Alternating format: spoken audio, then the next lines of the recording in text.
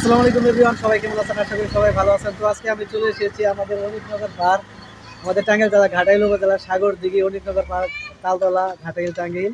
তো এই যে দেখতে পাচ্ছেন অনিকনগর পার্কের লোকেশন। তো এদিক দিয়ে হচ্ছে এদিকে যাইতে হবে। দেখেন ওই যে হচ্ছে গেট।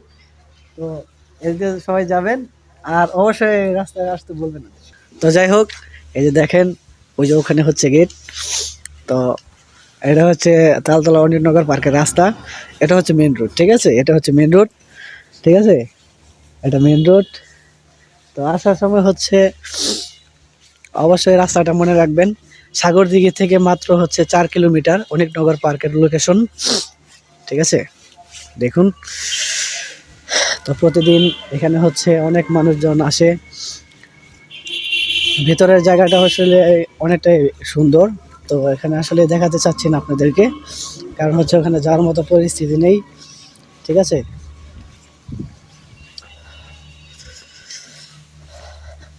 তো আপনারা চাইলেও আসতে পারেন, স্কুল, পিকনিক, যে কোনো অনুষ্ঠানের জন্য অনিকনগর পার্ক, ঘাটাইল, টাঙ্গাইল।